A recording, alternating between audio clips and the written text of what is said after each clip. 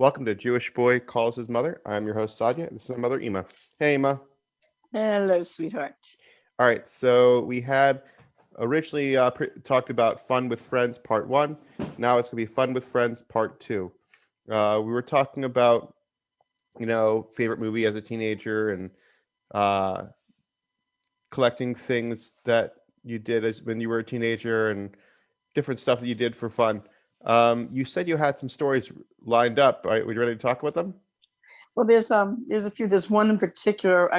When I think about my teenage years, I remember during the summertime, especially the a whole like group of us. These were all a bunch of Jewish teenagers. We were mostly, we had met through BBYO, B'nai B'rith Youth, and summertime. I remember particular going just walking up and down Reisterstown Road around where the MVA now is on Reisterstown Road, that around Hilltop Shopping Center, around there. Yeah. And at that time, there was a restaurant called Mandel Barrows. Now, it's very interesting. Um, People, Jews in general now, are much more educated as far as kashrus is concerned. But unfortunately, a lot of that started in the 1980s. OU laboratories decided to basically start investigating and looking into hechsharim. OK Laboratories was established under Bernard Levy. Star K was created, and now no restaurant can advertise itself as kosher unless it's absolutely 100% kosher under hechsher. But in those days, you had these very strange restaurants like Suburban House or Mandel Barrows, which was very popular, which was not really kosher, but was what they called themselves kosher style. In other words, they didn't serve any ham or shellfish, but they had meat and milk products, and they were not under hechsher. They did not really use properly, they did not really use, meat that had been under proper shechita. They have something like that called the Essen Room here in Baltimore now, where it's kosher style. Where it's like I got confused at one point and thought it was a kosher restaurant, but when I checked it out online, they realized like no, it's not kosher, but they kind of advertise like they are, but it's a completely non-kosher restaurant. But do they call themselves? I don't think they can call themselves kosher style anymore. I think they have to call themselves Jewish style. Is that what they have to do? I think so. Now? I think so. I can just easily go ahead and check. But you were saying about so we used to hang out a lot around there. We'd go into Mandel Barrows and either with something to eat, or they'd have a social hall there and just hang out there. Or as we were going through the restaurant, they had cut up trays of pickles on the table. We just grab a couple pickles, snatch a couple pickles as we were walking through the restaurant. So there was one night in particular where like a whole group of me and my friends were just, sitting on this bench on Reisterstown Road in front of, in front of that particular strip mall. And earlier that evening, I had met this very nice young man who, of course, I fell head over heels in love with, tall, blonde hair, blue eyed, really good looking young guy, and so he had to go, he said he had to take care of something, but that he says, I'll call you tonight, like around 10 o'clock. So, oh, great. Okay.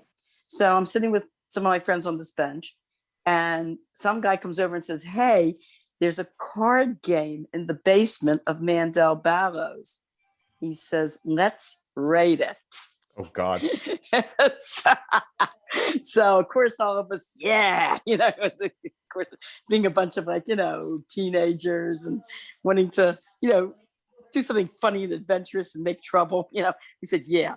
So we very quietly walked into the restaurant, and we go to there were two sets of steps. One set of steps led down to the basement, and then you went through the social hall, and then there was another set of steps that led up at the end of the social hall. So it was dark, and we sneaked down the steps very, very quietly, came to the doors of the social hall, and all I remember was some guy in the front of the whole group of us kicking open these doors, and all of us just yelling, bonsai, and running through the social hall. Well, I didn't see who was there, but I saw all these cards fly up in the air.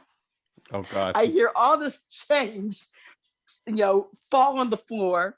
Someone turned off the lights, and we were all laughing hysterically, ran through and ran up the other set of steps.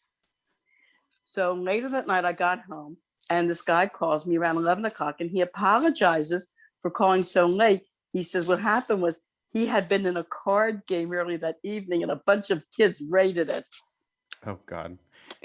See, it's funny because when you said rated, I assumed it had to do with, like back in the, like people would raid card games and you get, money and stuff like that was there, or poker Yeah, chips. we wouldn't do anything dishonest like that. We just wanted to mess up the place. We just wanted to, interfere in the card game and just wreck the joint and run out. Just to stir the pot, just to be little hoodlums.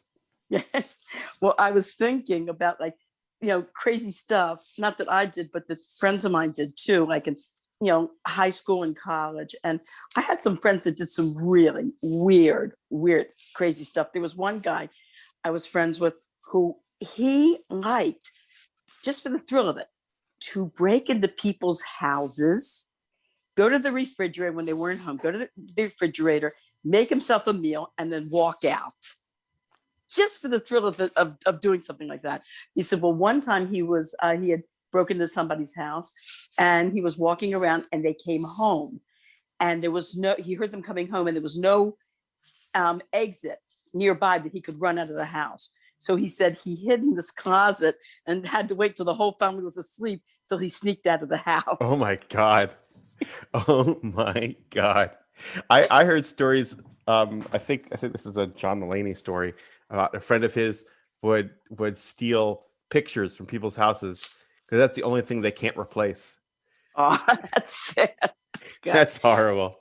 Then there was another crazy kid that I was friends with in college who decided to go to a service of the First Satanic Church in Towson. Oh, wow. And he says, first of all, you're supposed to stand up and tell everybody about something evil that you've done. And he said some guy told everybody that he had murdered someone, but the priest that was in charge of the service checked into it and found out the guy was lying. Oh, wow. Then he said they have what's called, quote unquote, the sacrifice of the Virgin. I will not go into those details, but you can imagine. Yeah. So he said, as a young guy, he didn't have too much trouble with that, except that he realized something was wrong when he showed up the following week and the same Virgin was there. Ah. So then he realized something had to be weird about this bunch. Just a little bit with the satanic, Church of Towson. He didn't go back anymore either. He realized how strange they were. Yeah. I don't know. The things I had, like, I knew some friends of mine who got themselves into some shtick. But it, like, one old friend of mine used to be a Kahananik JDL kind of guy, and there were some missionaries that were near the old city that we were in, and they felt that it would be an issue to get rid of them by any means necessary, and the guy just whatever, it was just ridiculous about what happened. But What did he do? at end of the day, the missionaries were no longer there. What did they do to chase him away? They just assaulted them. That was it. It was just ridiculous. The I don't know. They went ahead and they told them not to come back and whatnot and threatened them and things. But yeah, it was just, it wasn't fun. Remember one time we had missionaries that came to our house, so I decided to talk to them about Shabbat Mitzvahs B'nai Noach, and I was really hacking the Chinik about it, and they thanked me and left. So the following week, I see a whole group of missionaries, coming down the street on Glengyle, and one of them, who was new, started to walk up our walkway. And one of the leaders who was there when I was hacking his training about Shiva Mitzvah's name, Noach, grabbed the guy by the arm and shook his head. No. It's harmless, honestly. It's not like back in the day, and they did not want to deal with me. it's just whatever. I don't think they get a lot of people anyways. I don't think a lot of people are interested in that. Yeah. So anyway, do you want to talk about Shavua since it's coming up? Yeah, we could talk about Shavuos. I just remember all the time growing up, staying up until 5-6 o'clock in the morning, learning all night. That's always fun. Also, by the way, the other podcast, I totally forgot. Like, we could have talked about Mother's Day too, because it was Mother's Day, the week before Mother's Day. Uh-huh. Whatever. It's too late now. We'll water under the bridge. We'll do it again, God willing, next time. Well, I feel about Mother's. I mean, Mother's Day is like it's nice, like a Hakar Satov special for mothers. But we as Jews, every day should be Mother's Day by us. So buy you flowers every single day and chocolate. It sounds like a pain. It sounds like a real pachka. The chocolate I could go for. Can you really? Yes. Yeah. Well, how was Shavuos when you were a kid growing up, celebrating it? Unfortunately, for non-religious Jews, in fact, Rabbi Gordon talks about this.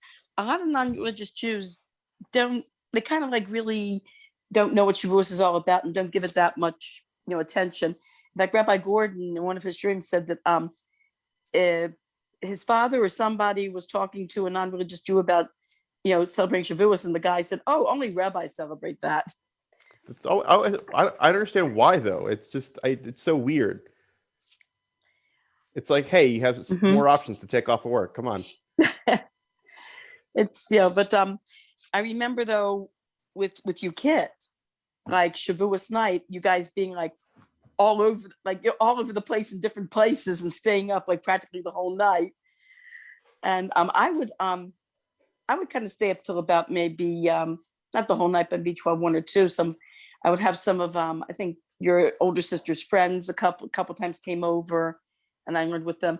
But I remember the one with that happened with your sister with Mushka, when she had stayed out the whole night at a friend's house, and your father and I wake up in the morning hearing Mushka banging somewhere, saying, "Hey, let me in, let me in, let me in," like about 6 o'clock in the morning. And we go down to the front door, and she's not there.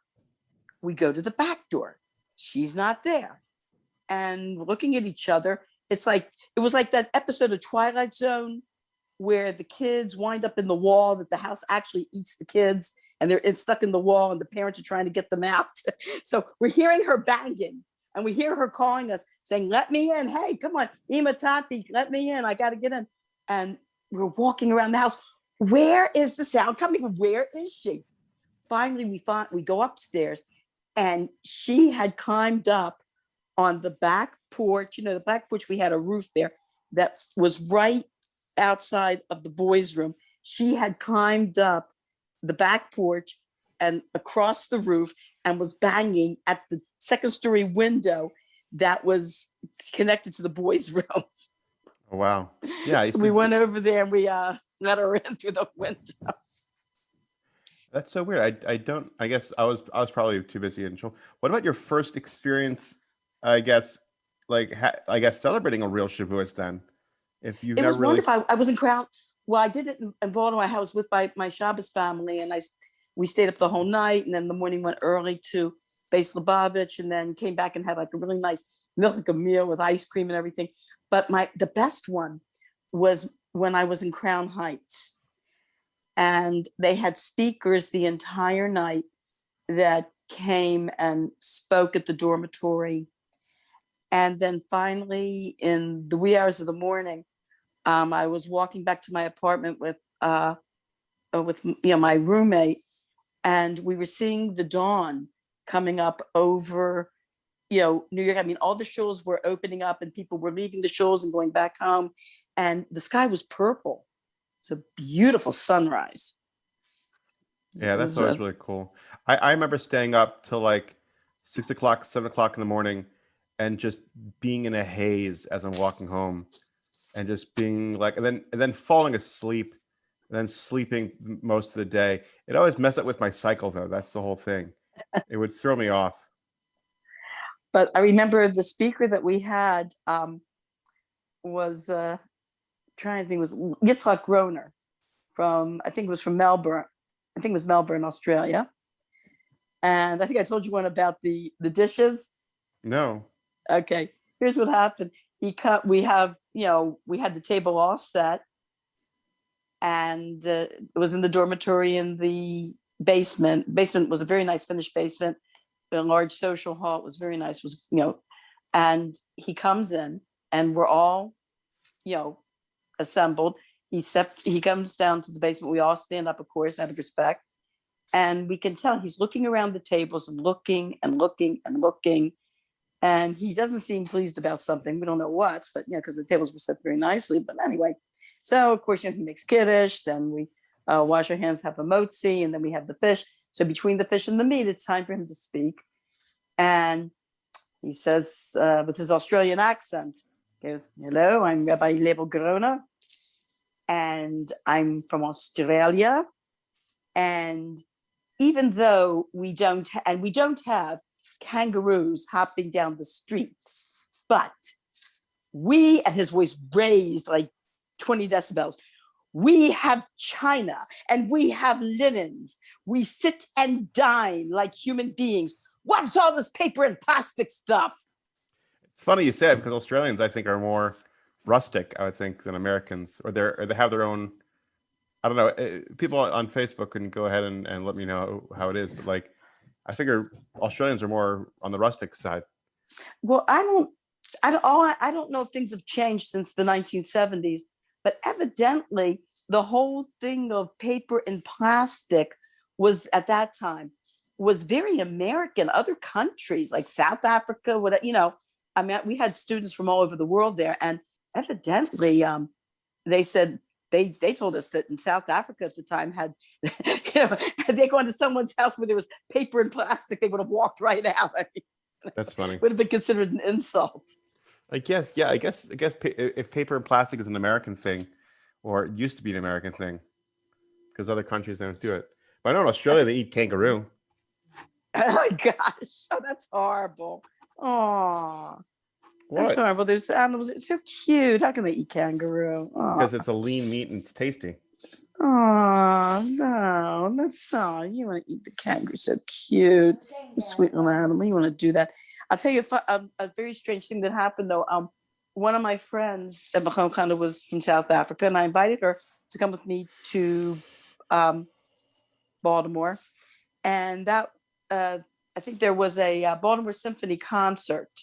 Oh yeah, that's right. Israeli Philharmonic was playing at the Lyric Theater. And so we decided to go there, and we brought Shabbos candles with us. We figured, Israeli Philharmonic, maybe we can pass out Shabbos candles to people too. So before the concert started, they started out by playing, of course, the American national anthem, and then afterwards that followed by the Israeli national anthem. So when they started the American national anthem, of course, everybody stood up. And she looked at me very strange. She goes, "Why is everybody standing up?" I said, "Oh, we're standing up for the national anthem."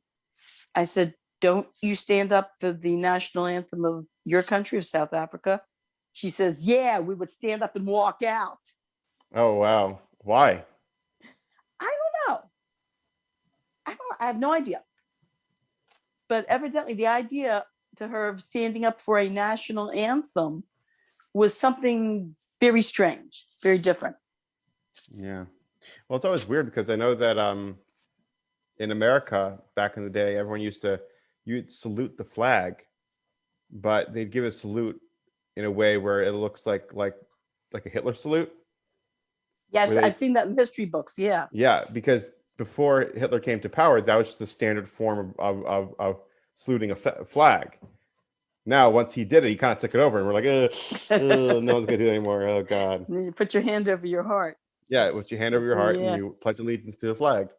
I think that's a lot more. I think that's a lot more meaningful. Putting your hand over your heart. You know what I mean? It's warmer. That's like a warmer, nicer, Yeah. more sensitive feeling.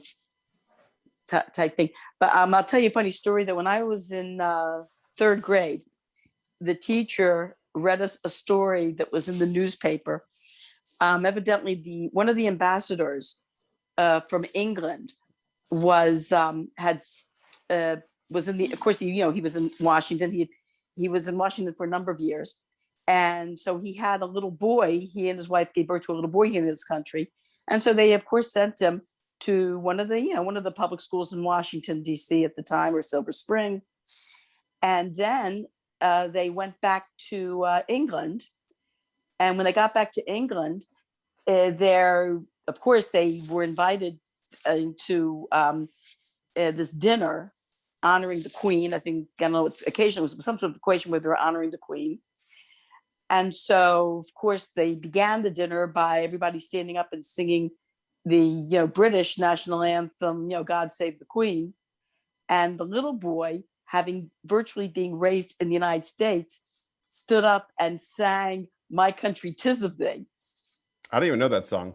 Oh, it's the same tune as God Save the Queen, only it goes, my country 'tis of thee, sweet land of liberty, of thee I sing, land where my fathers died, land of the pilgrim's pride, from every mountainside, let freedom ring. We used to sing that in school all the time, in elementary school. I only know the Pledge of Allegiance in elementary school. We learned that. But we used to sing that. So what happened was, he sang My Country 'Tis of Thee, and one of the British officials looked at this British ambassador and said, my God, he says, the child's been brainwashed. That's awesome. Okay, wow, that went by pretty fast. All right, so that's our session for today. Thank you everyone for listening, and hope to hear from you soon. Okay, have a good Shabbos, honey, and love you, and have a good Yom Tov. You too, have a Yom Tov.